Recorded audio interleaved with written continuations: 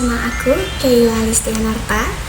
Oke, di sini aku akan menjelaskan tentang materi teori sastra ya. Jadi materi yang akan aku ambil itu adalah pendekatan feminisme dan pendekatan stilistika. Jadi ada dua materi yang akan aku bahas di sini. Baik, yang pertama itu aku akan menjelaskan tentang pendekatan feminisme. Nah, pendekatan feminisme ini berasal dari kata femi yang berarti woman. Oke, pendekatan feminisme itu merupakan cara pandang yang menempatkan perempuan dan pengalaman gender sebagai pusat analisis dalam memahami berbagai fenomena sosial, terus politik, budaya, dan agama. Nah, terus pendekatan ini itu berangkat dari kesadaran bahwa dalam banyak aspek kehidupan itu perempuan sering berada dalam posisi yang tidak setara. Nah, akibat struktur sosial patriarki ini yang telah mengakar, karena itu feminisme itu berusaha mengungkap bentuk-bentuk keadilan, terus relasi kuasa yang timpang, serta pola-pola penindasan yang sering tidak terlihat dalam kejadian atau kajian tradisional. Nah, di dalam kajian feminis ini, ketimpangan gender itu tidak dianggap secara alamiah, melainkan sebagai konstruksi sosial yang bisa diubah ya.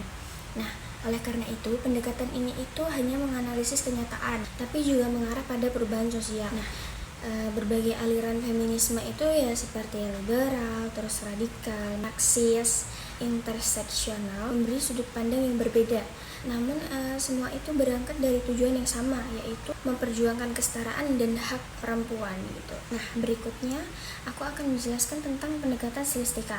Pendekatan stilistika itu merupakan cara memahami karya sastra melalui pengamatan terhadap gaya bahasa yang digunakan pengarang. Di dalam pendekatan ini, bahasa itu bukan sekedar alat penyampaian cerita aja, tetapi menjadi pusat perhatian karena pilihan kata, terus susunan kalimat, dan juga perangkat retorika memiliki peran penting dalam membangun makna. Stilistika itu berusaha melihat hubungan antara bentuk bahasa dan makna yang dihasilkan, sehingga pembaca itu dapat menangkap keindahan, terus emosi, intensitasnya yang sengaja itu diciptakan oleh penulis.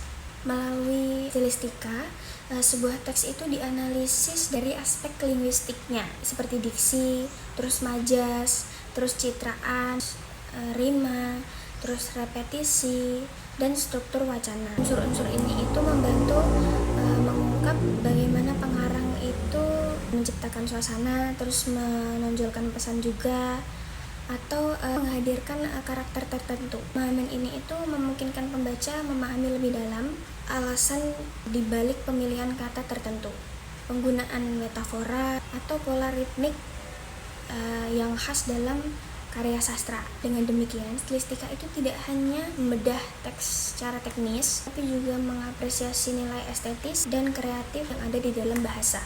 Nah, pada akhirnya itu, pendekatan stilistika itu memberi pemahaman yang lebih komprehensif terhadap karya sastra. Nah, kesimpulannya, pendekatan feminisme dan pendekatan stilistika itu sama-sama memberikan kontribusi penting dalam memahami karya sastra yang mendalam. Pendekatan stilistika itu kan menitik beratkan pada analisis bahasa, terus gaya, terus ada diksi juga dan majas yang digunakan pengarang untuk menciptakan keindahan serta makna tertentu di dalam karyanya itu. Sementara itu, pendekatan feminisme sendiri berfokus pada isu-isu gender, terus juga representasi perempuan, serta perjuangan kesetaraan dalam karya sastra.